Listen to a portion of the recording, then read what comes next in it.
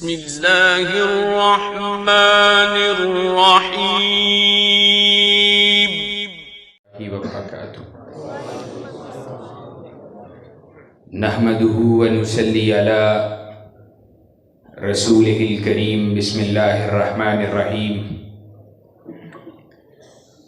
هو الذی ارسل رسولہ بالہدى ودین الحق لیظہرہ علی الدین کلہ.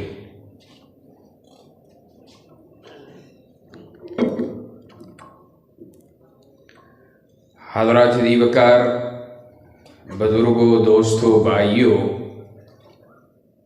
سٹیج پر جلوہ فروز میری جماعت کے علماء، قائدین، خطباء کرام، میں چند منٹ میں اپنے درد دل کو، اپنی جماعت کے پیغام کو، اپنے منہج کو، اہل حدیث کی دعوت کو آپ کے سامنے رکھنے کی کوشش کروں گا. آج جس دور پرآشوب میں ہم جی رہے ہیں، اس دور میں اسلام اور اہل اسلام وہ انتہائی مظلوم ہیں. چار سو سے کفر کو ماننے والے، کفر کے حاشیہ بردار، طاغوت کے ایجنٹ، وہ اسلام پہ حملہ آور ہیں. اسلام اور اہل اسلام سے ان کی شناخت کو چھیننا چاہتے ہیں. آج اس ملک پاکستان میں جس کو لا الہ الا اللہ کے نام پہ حاصل کیا گیا تھا، اس ملک کے اندر آج دین پہ حملہ چاروں اطراف سے ہو رہا ہے. کہیں پر نبی کریم جناب محمد رسول اللہ صلی اللہ علیہ وسلم آپ کی احادیث پہ حملہ، کہیں پر کائنات کے رب جناب محمد الرسول اللہ صلی اللہ علیہ وسلم کے اللہ، ان کے مالک، ان کے رب، ساری کائنات کے پالنہار، ساری کائنات کے اکیلے تنہا مالک بادشاہ، اس کے انکار، اس کے فتنے کو پروان چڑھایا جا رہا ہے. اس ملک کے اندر ایسی یونیورسٹیز بھی موجود ہیں جن کے اندر آپ کے، میرے بچے، میرے بھائی، آپ کے بھائی تعلیم کو حاصل کرنے کے لیے جاتے ہیں، اور وہاں پہ بیٹھا ہوا پروفیسر ان کے سینوں کے اندر تشکیک کے انجیکشن کو لگا رہا ہے، ان کے اندر اللہ رب العزت کی ذات کے حوالے سے شکوک و شبہات کو پیدا کر رہا ہے. اور معاذ اللہ ثم معاذ اللہ، میرا وہ نوجوان اللہ رب العزت کے وجود، اس کے انکار جیسے فتنے کا شکار ہو رہا ہے.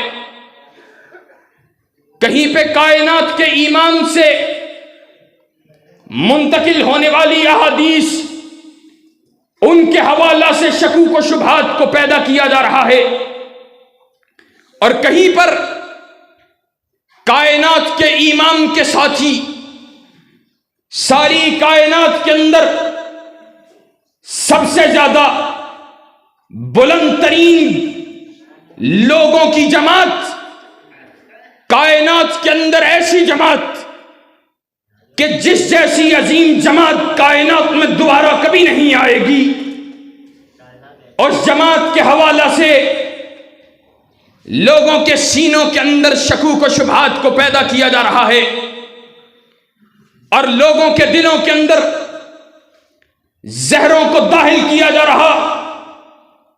آج کا میرا نوجوان وہ صحابہ کی عظمت و ناموس کے حوالے سے اپنے سینے میں طرح طرح کے شکوک و شبہات کو لیے ہوئے آج اہل حدیثوں تمہاری طرف دیکھ رہا ہے، تمہاری طرف نظروں کو جمائے ہوئے ہے کہ یہ وہ لوگ تھے جن کے ہاتھ امت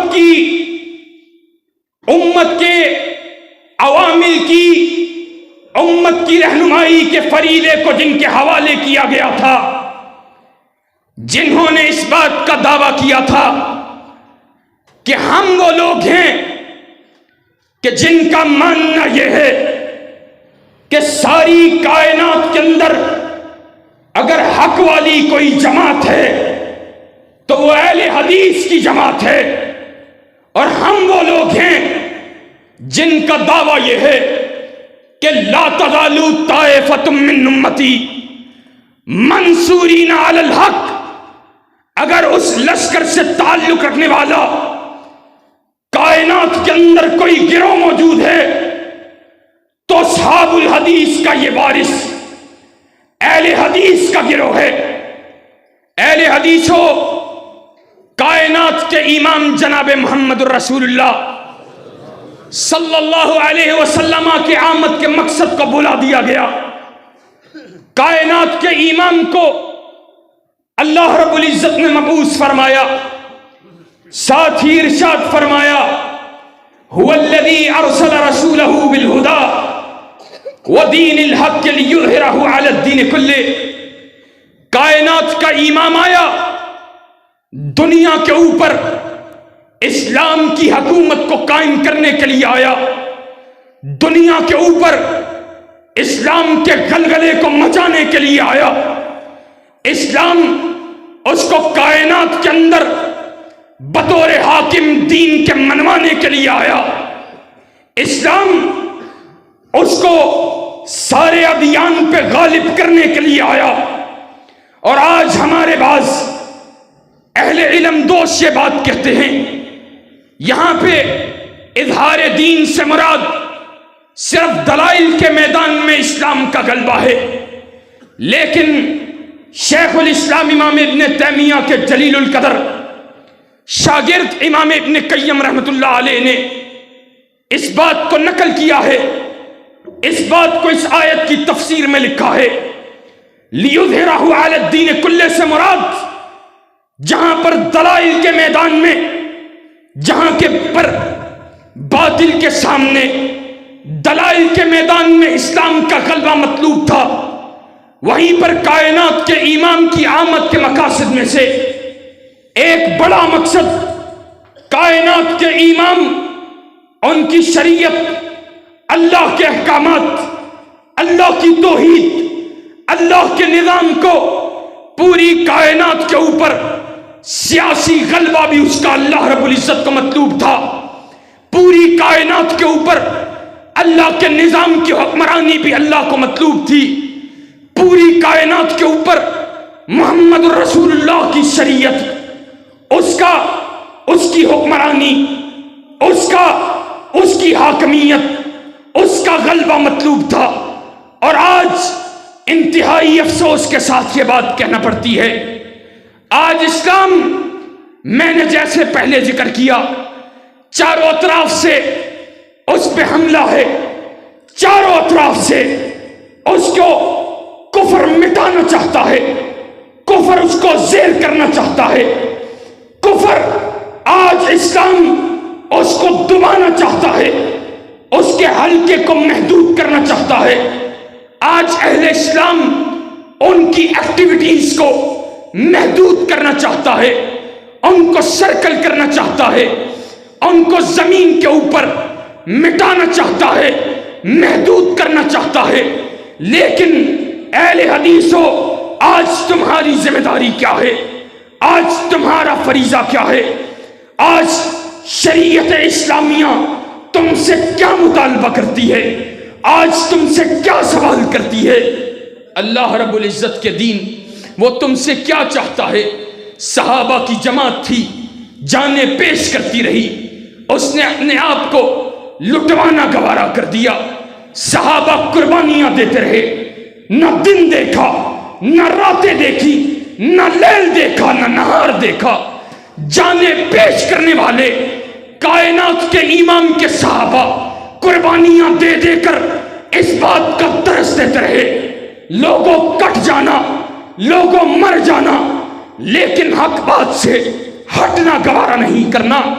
کائنات کے امام کی صحابیہ ہے، سمیہ اس کا نام ہے، اللہ کے دین کے لیے، کائنات کے رب کی شریعت کے لیے، رسول اللہ کے دین کے لیے، کائنات کے رب کی توحید کی خاطر اللہ کے دین کے لیے قربانی دینے کے لیے موجود ہے۔ ظالموں نے ایک ٹانگ کو ایک اونٹ کے ساتھ باندھا ہے، ایک ٹانگ کو دوسرے اونٹ کے ساتھ باندھا ہے۔ ابو جہل بدبخت اس کی شرمگاہ کے اوپر نیزے کو مارتا ہے اور وجود دو حصوں کے اندر تقسیم ہو جاتا ہے۔ ایک اونٹ ایک طرف ہانکا گیا، دوسرا اونٹ دوسری طرف ہانکا گیا، اور سمیہ کا وجود درمیان سے چیرا جا رہا ہے۔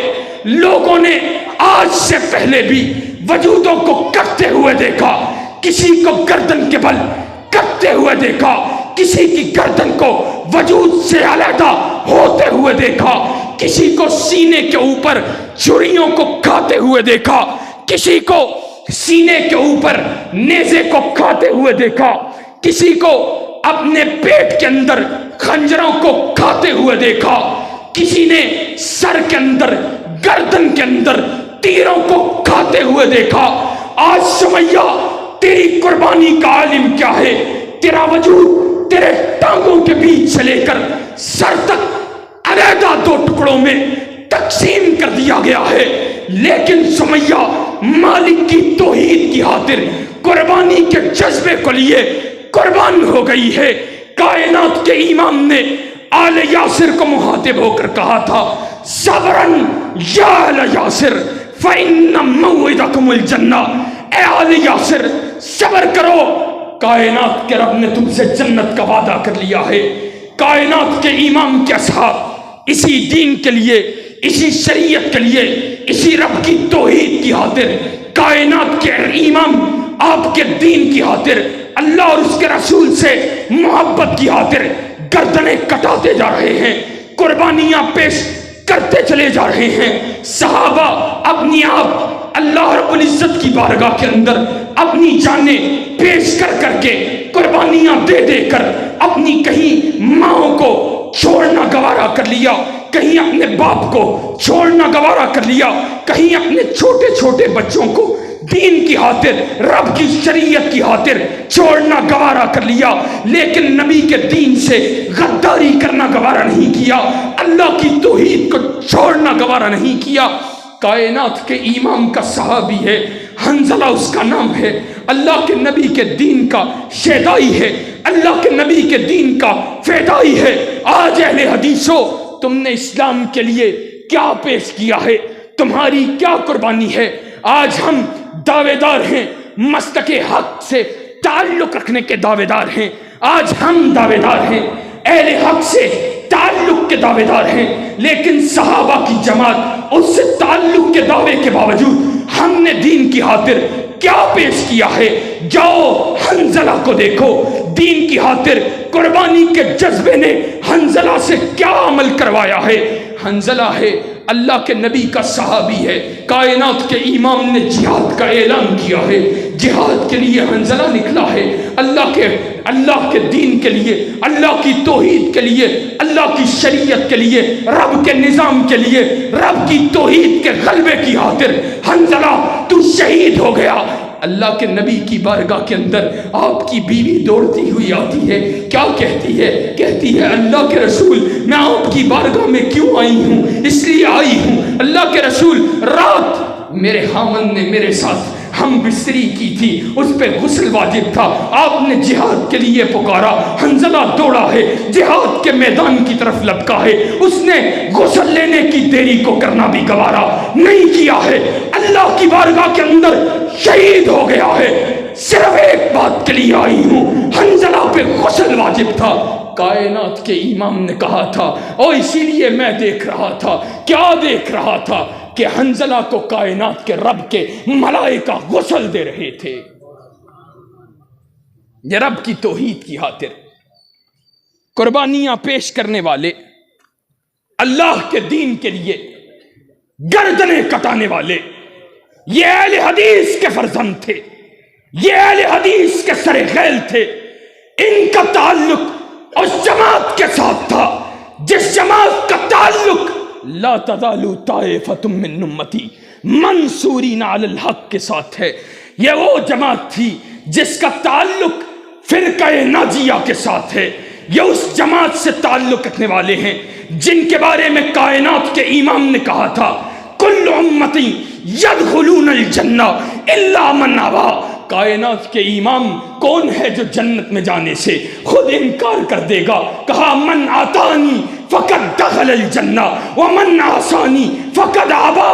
اور جس نے میری اطاعت کے راستے کو اختیار کیا اس نے جنت میں جانے کے راستے کو اختیار کر لیا، جس نے میری اطاعت کے راستے کو ترک کیا اس نے خود جنت میں جانے سے انکار کر دیا ہے۔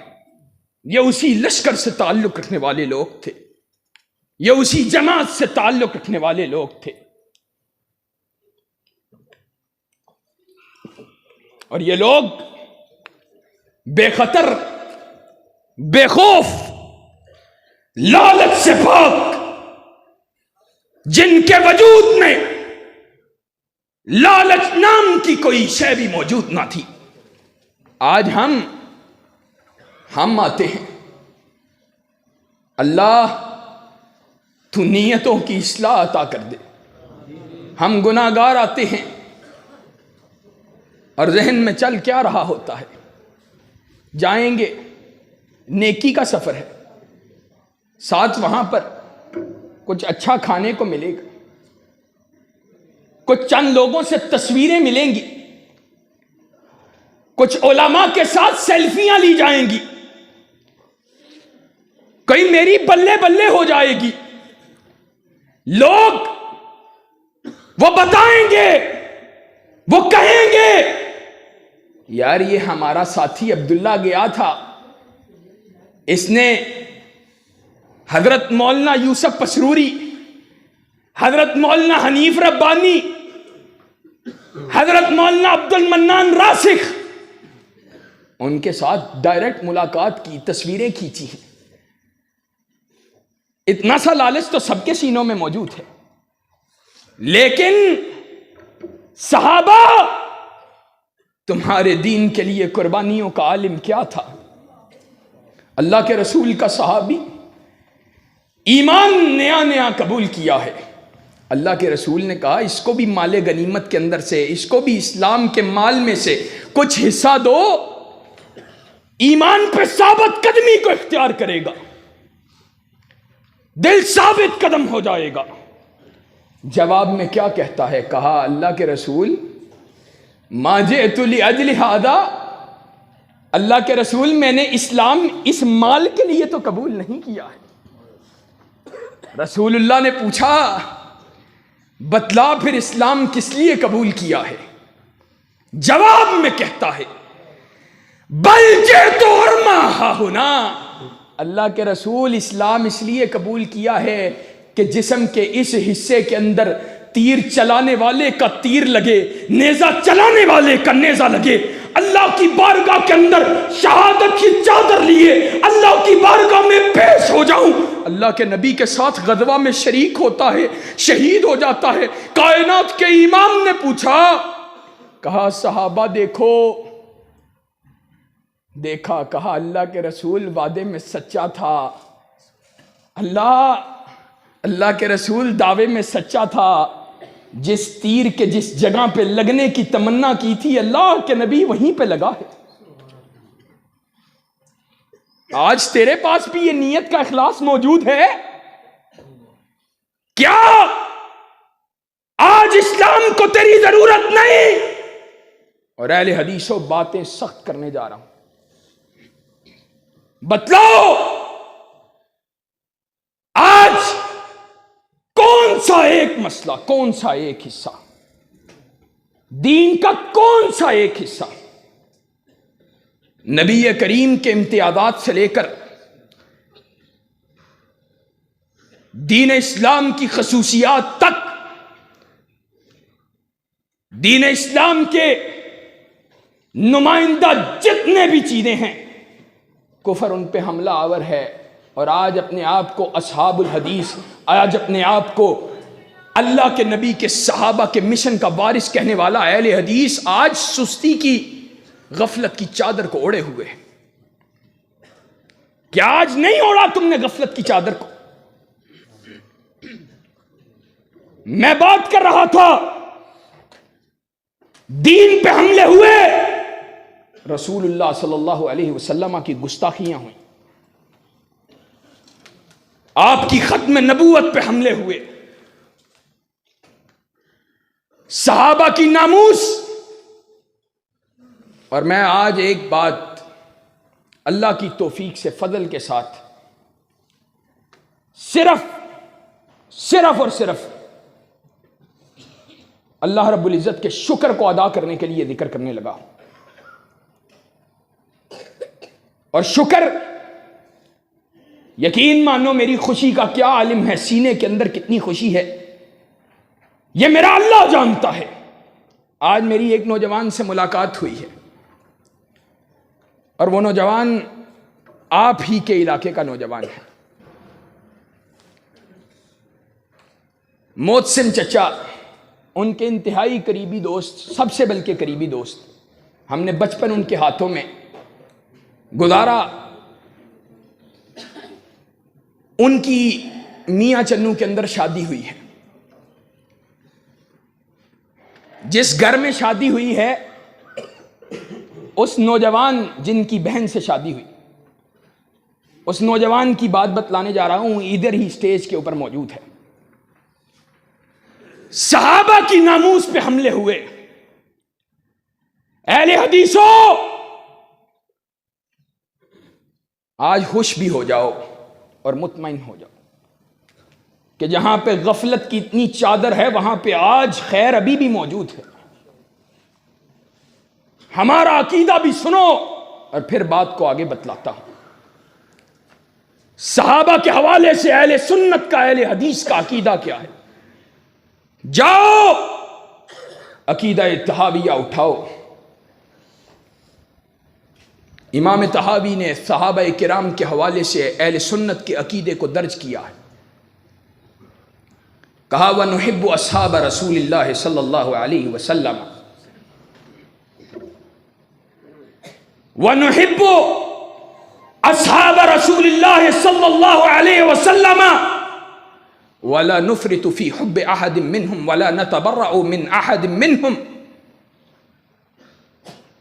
ہم اللہ کے نبی کے صحابہ سے محبت کرتے ہیں، اس محبت کے اندر کسی افراط و تفریط کے قائل نہیں ہیں. یہ نہیں کہتے کہ اس سے زیادہ ہے، اس سے کم ہے، وہ زیادہ لائق محبت ہے، وہ کم لائق محبت ہے. نہیں، ہم صحابہ کی جمیع جماعت سے محبت کرنے والے ہیں، اور ہم صحابہ میں سے کسی ایک پہ بھی تبرہ نہیں کرتے. ہم ان بدبختوں میں سے نہیں ہیں جو یہ کہتے ہیں میں سارے صحابہ کے بارے میں کچھ نہیں کہتا، سارے صحابہ عزیز ہیں، معاذ اللہ معاویہ کا گھرانہ عزیز. ہم ان میں سے نہیں ہیں، اور ہم ان میں سے بھی نہیں ہیں جو صحابہ کا نام لے کر اہل بیت پر اپنے حب سے باطن کا اظہار کرے، اور ان میں سے بھی نہیں ہیں جو اہل بیت کا تذکرہ کر کر شیخین اور شیخین کے علاوہ صحابہ کرام کی جمیع جماعت کے اوپر تبرہ کرے. اور آگے امام طحاوی نے کہا وَنُبْغِضُ مَن يُبْغِضُهُمْ.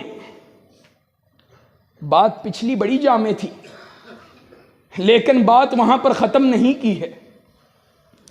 کہا وَنُبْغِضُ مَن يُبْغِضُهُمْ. اور ہم ہر اس شخص سے نفرت رکھتے ہیں، بغض رکھتے ہیں جو صحابہ کی جماعت سے بغض رکھتا ہے. وَبِغَيْرِ خَيْرٍ يَذْكُرُهُمْ. اللہ اکبر. اللہ امام طحاوی کی قبر کو جنت کا باغ بنا. بات یہاں پہ بھی بڑی جامع تھی. وَنُبْغِضُ مَن يُبْغِضُهُمْ. کہ ہم ہر اس شخص سے بغض رکھتے ہیں جو صحابہ سے بغض رکھتا ہے، لیکن یہاں پر روکی نہیں، کہا نہیں بلکہ اس سے بھی بغض رکھتے ہیں، وَبِغَيْرِ خَيْرِ يَذْكُرُهُمْ، جو صحابہ کا خیر کے علاوہ ذکر کرتا ہے وہ بھی ہمارے لیے قابل نفرت ہے۔ پھر آگے کیا کہا؟ وَلَنَذْكُرُهُمْ إِلَّا بِخَيْرٍ، اور ہم صحابہ کا ذکر خیر کے علاوہ کرتے ہی نہیں۔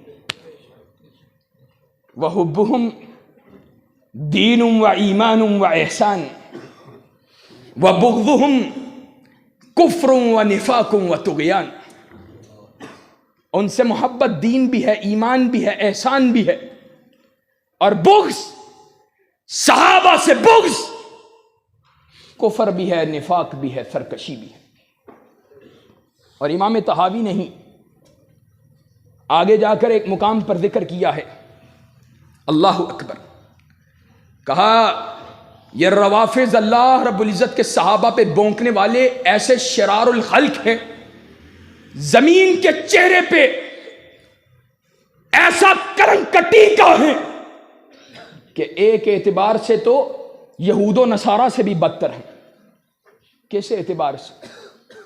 کہا جب یہود و نصارہ سے پوچھا جاتا ہے، جب ان سے پوچھا جاتا ہے کہ تمہاری امت کے بہترین لوگ کون ہیں، تو وہ کہتے ہیں اصحاب موسیٰ، اصحاب عیسیٰ، کہ ہماری امت کے بہترین لوگ وہ عیسیٰ کے ساتھی ہیں، وہ موسیٰ کے ساتھی ہیں۔ اور یہ بدبخت ایسے ہیں کہ ان سے پوچھا جاتا ہے تیری امت کے بہترین لوگ، تیری امت کے بدترین لوگ کون ہیں، تو معاذ اللہ کہتے ہیں اللہ کے نبی کے ساتھی ہیں۔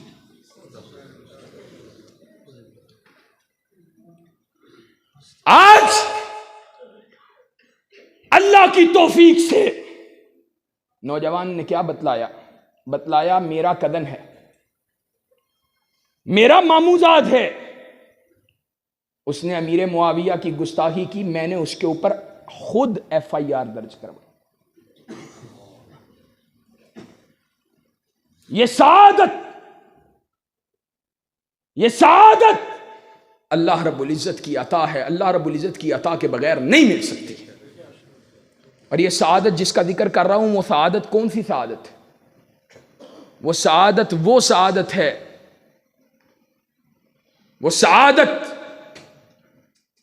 سعادت ہے کہ جس کا ذکر قرآن مجید کے اندر اللہ رب العزت نے بے شمار مقامات کے اندر ذکر کیا، اور ایک مقام پر اس طرح ذکر کیا، قُلْ إِنْ كَانَ آبَاؤُكُمْ وَأَبْنَاؤُكُمْ وَإِخْوَانُكُمْ وَأَزْوَاجُكُمْ وَعَشِيرَتُكُمْ وَأَمْوَالٌ اقْتَرَفْتُمُوهَا وَتِجَارَةٌ تَخْشَوْنَ كَسَادَهَا وَمَسَاكِنُ تَرْضَوْنَهَا أَحَبَّ إِلَيْكُمْ مِنَ اللَّهِ وَرَسُولِهِ وَجِهَادٍ فِي سَبِيلِهِ فَتَرَبَّصُوا حَتَّى يَأْتِيَ اللَّهُ بِأَمْرِهِ وَاللَّهُ لَا يَهْدِي الْقَوْمَ الْفَاسِقِينَ۔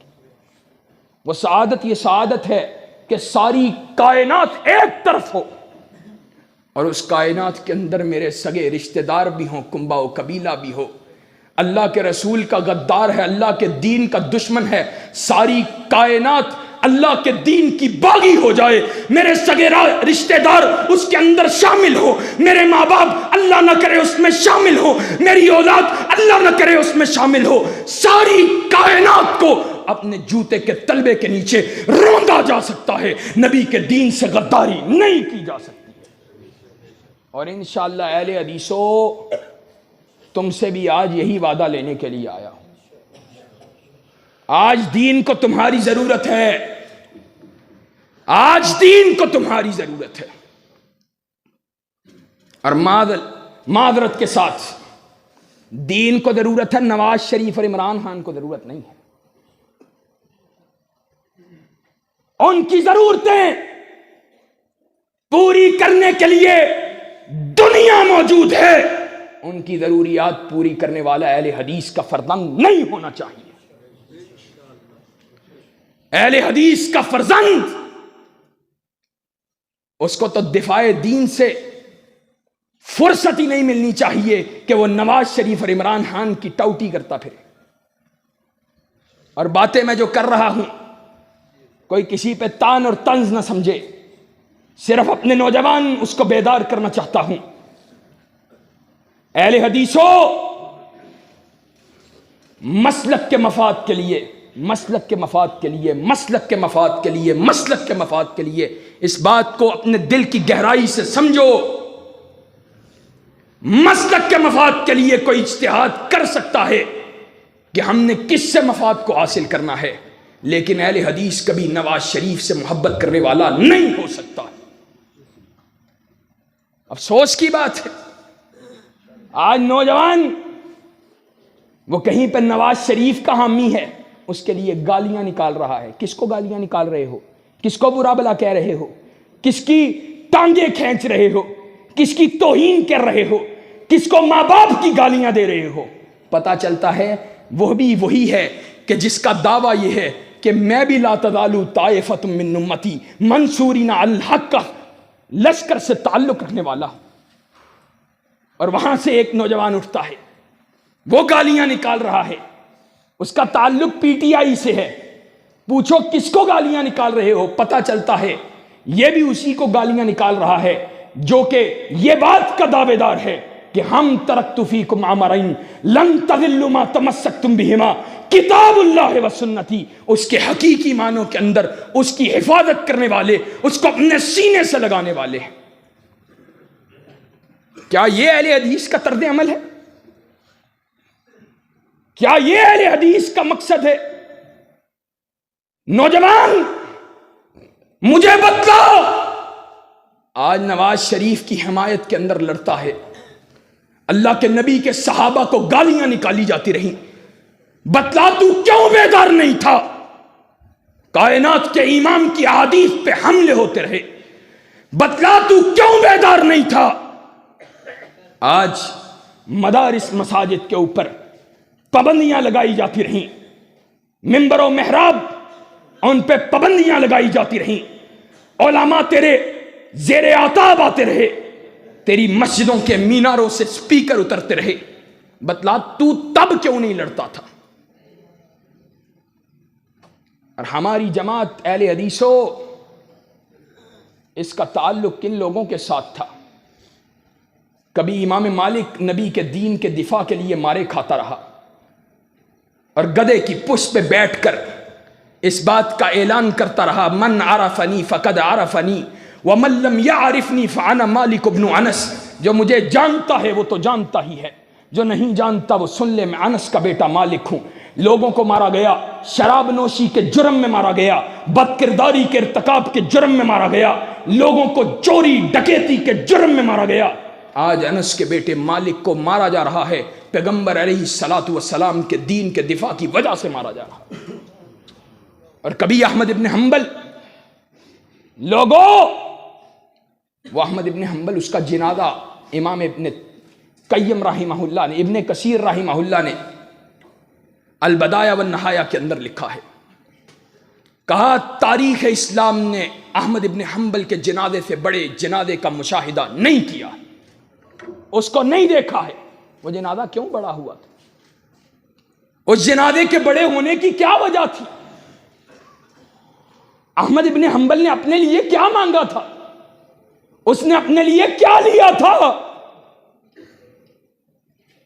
حکمران وہ احمد ابن حنبل کو کہتے رہے، احمد ابن حنبل جھک جاؤ، قرآن مجید کو اللہ رب العزت کے کلام کہنے والے، اللہ کی مخلوق ہونے کا دعویٰ کر دو۔ احمد ابن حنبل کو ہر شے معاف ہے، لیکن احمد ابن حنبل نے کہا نہیں، اللہ کے دین کو بدلا جا سکتا؟ حکمرانوں، احمد ابن حنبل کا وجود مارے کھانے کے لیے تیار ہے، لیکن اللہ کے دین سے غداری کے لیے تیار ہے۔ اور پھر احمد ابن حنبل، آج لوگ کہتے ہیں بڑا ظلم کا دور ہے، بڑا جبر کا دور ہے، بہت جبر کا دور ہے، اور ایسا ظلم ہے کہ اس جیسا دور کبھی نہیں دیکھا۔ تم نے اس لیے نہیں دیکھا ہے، تم نے تاریخ اسلام کو نہیں پڑھا ہے، وگرنہ احمد ابن حنبل اس کے دور کے اندر خلفائے وقت ان کا تعلق تھا معتزلہ کے ساتھ، ان کا عقیدہ تھا اور وہ اپنا عقیدہ احمد ابن حنبل سے منوانا چاہتے تھے. اتنے جبر کا دور تھا. تاریخ میں لکھا ہے امام بخاری رحمہ اللہ کے استاد، بڑے بڑے شیوخ، بڑے بڑے علماء، سلف کی جماعت سے تعلق رکھنے والے، کہا وہ گھروں سے نہیں نکلتے تھے. کیوں گھروں سے نہیں نکلتے تھے؟ کہا گھر سے نکلیں گے پوچھا جائے گا، اگر جواب درست دیا تو حاکم وقت ہمیں مارے گا، اور اگر جواب غلط دیا تو پھر اللہ رب العزت کے دین سے غداری ہو جائے گی. لیکن احمد ابن حنبل وہ کہتا رہا القرآن کلام اللہ غیر مخلوق. قرآن مجید اللہ رب العزت کا کلام ہے، وہ اللہ کی مخلوق.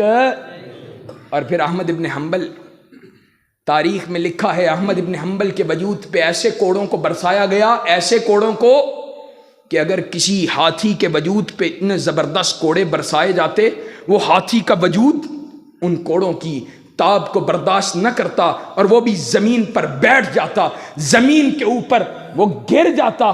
لیکن احمد ابن حنبل، تیری استقامت کا عالم کیا تھا، تو نے ان کوڑوں کو سہنے کے باوجود بھی تو نے اپنے حق کے راستے کو ترک نہیں کیا تھا. اور پھر لوگوں نے دیکھا احمد ابن حنبل کے جنازے کے اندر 20 لاکھ افراد نے شرکت کی اور 12,000 عیسائیوں نے صرف جنازے کو دیکھ کر اسلام کو قبول کر لیا تھا. یہ مقام یہ کیسے حاصل؟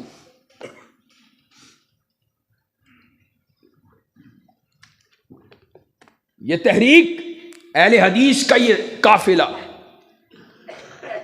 یہ مالک کا قافلہ تھا، یہ احمد ابن حنبل کا قافلہ تھا، یہ احمد ابن نصر کا قافلہ تھا. البدایہ والنہایہ کے اندر امام ابن قیم نے لکھا احمد بن نصر حاکم وقت کا کہنا کیا ہے. اس نے سوال کیے، کہا مجھے بتلا تیرا اللہ کے دیدار کے حوالے سے کیا نظریہ ہے. اور بھی سوالات تھے.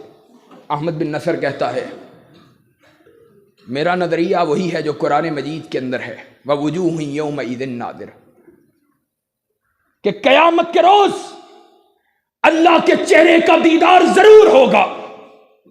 حاکم وقت نے احمد بن نصر اس کی گردن کو اس کے وجود سے علیحدہ کیا، اس کی وجود سے گردن کو علیحدہ کیا گیا. 7 سال اس کا وجود دفنایا نہیں گیا.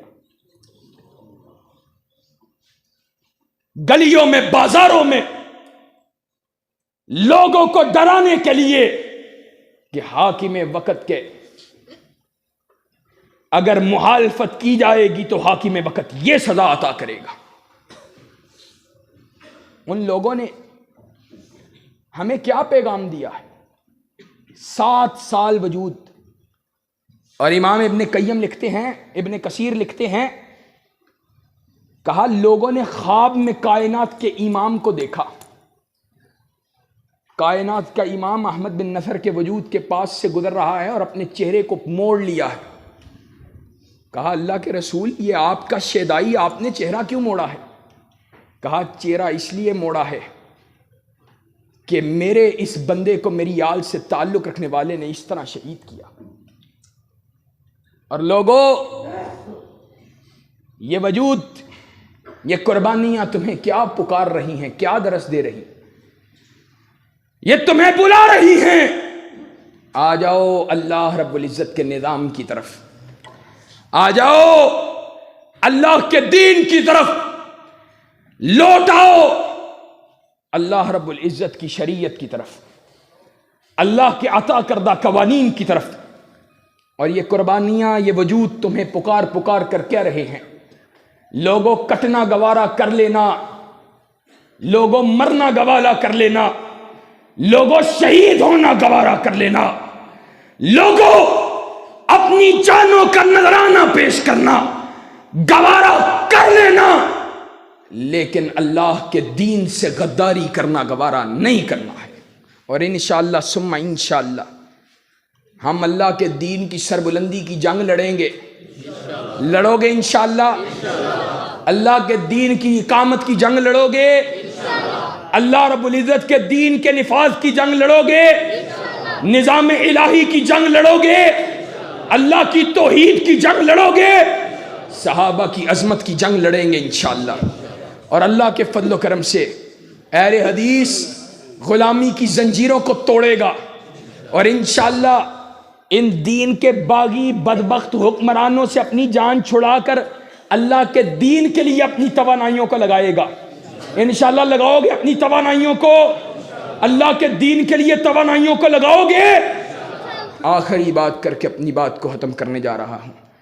آج یہ ظالم و بدبخت سوال کرتے ہیں، بھئی مولوی صاحب اس ایک بدبخت وہ پشاور سے کے پی کے سے صاحب کا غالباً وزیر اعلیٰ کہا اگر آئندہ کے بعد کسی عالم دین نے ممبر کے اوپر سیاست کی بات کی تو اس کو ممبر سے گھسیٹ کے باہر نکال دیا جائے گا، معاذ اللہ۔ لعنت ہے ان لوگوں کے اوپر۔ قرآن مجید کیا کہتا ہے اور وجہ پتہ ہے کیا ہے؟